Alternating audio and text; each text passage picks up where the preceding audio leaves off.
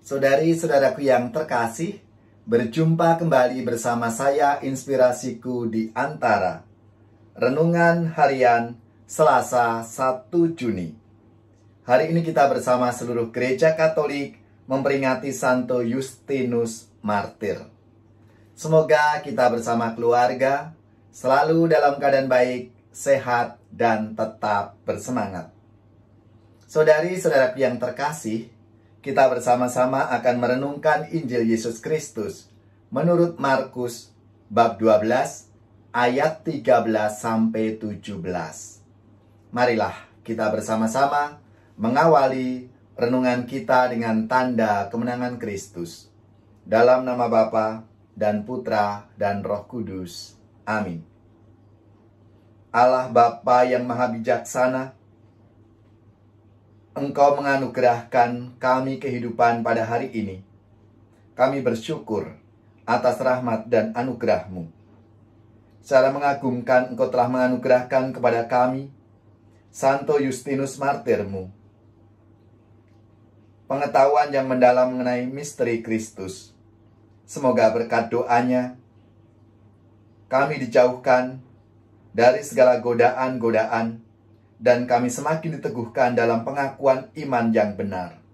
Dengan pengantaraan Yesus Kristus Putra-Mu Tuhan kami, yang bersama dengan Dikau dalam persatuan Roh Kudus, hidup dan berkuasa Allah sepanjang segala masa.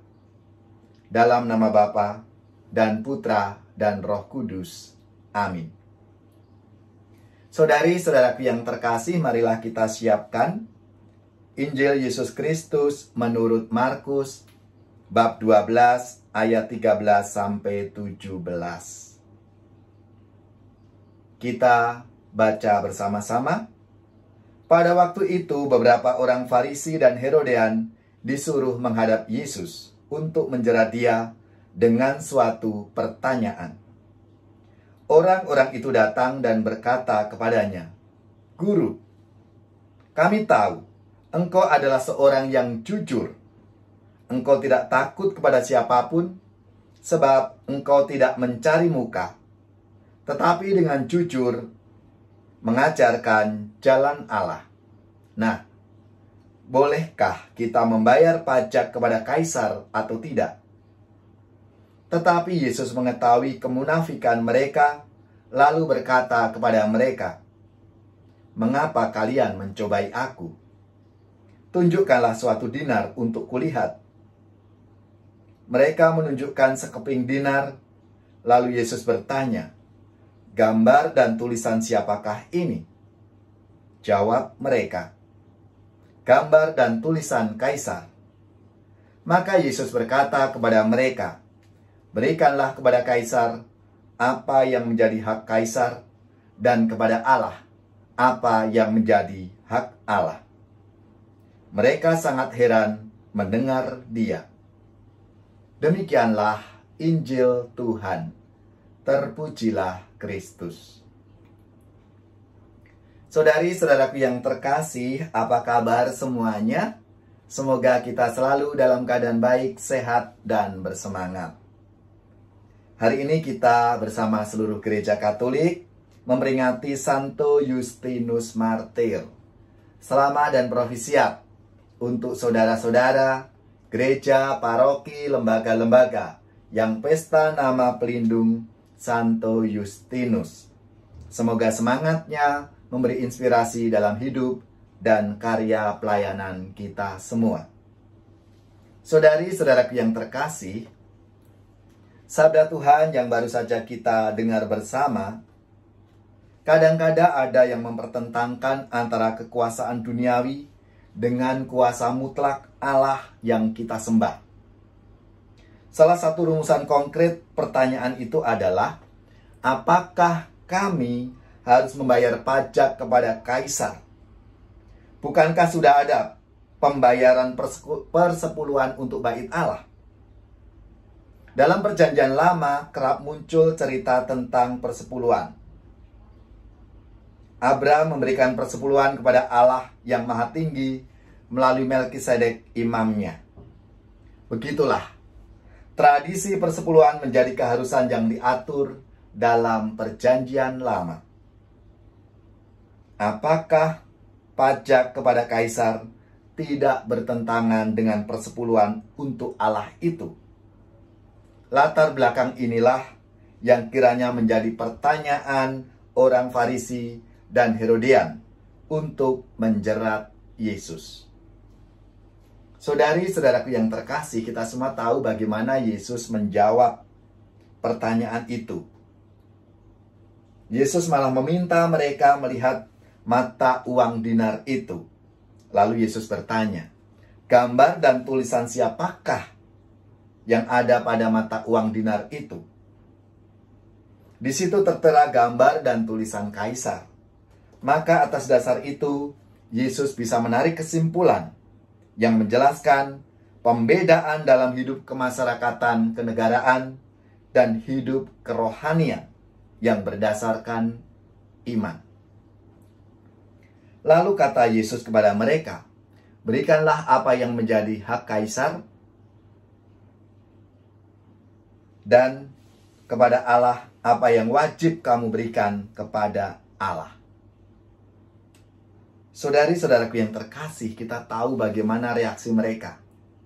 Orang-orang Farisi dan Herodian itu sangat heran mendengar dia. Jawaban itu tentu saja tidak bisa disangkal, dan bahkan memberikan pengetahuan, pengertian yang lebih luas dan mendalam tentang dua hal yang ada dalam kenyataan hidup kita sehari-hari, yang utuh dan lebih lengkap. Tidak tepatlah kalau perhatian dan pemikiran itu hanya tertuju pada satu segi saja. Misalnya duniawi semata-mata. Akan terlihat macam-macam kesia-siaan nanti di dalamnya. Karena memang tidak ada yang abadi di dunia ini. Namun kurang lengkap juga jika kita hanya memikirkan hal-hal yang rohani melulu. Allah menjadi dasar segala sesuatu yang berkaitan dengan hidup beriman. Namun kita yang masih hidup di dunia ini juga memerlukan hal-hal duniawi tempat kita hidup. Baik itu dari segi kepemimpinan yang memerlukan kesepakatan berkaitan dengan hak dan kewajibannya, maupun dari segi material dan finansial yang menjadi sarana untuk hidup di dunia ini. Saudara-saudariku yang terkasih, tidak mungkin salah satunya diabaikan begitu saja. Tetapi tidak boleh juga dijungkir balikkan. Sehingga harta dan kekayaan menjadi mutlak sebagai tujuan. Karena dengan demikian nanti orang bisa menjadi tamak, rakus, tak terpuaskan dengan hal-hal yang duniawi. Harta, kekayaan, jabatan. Karena semuanya itu nanti akan kita tinggalkan.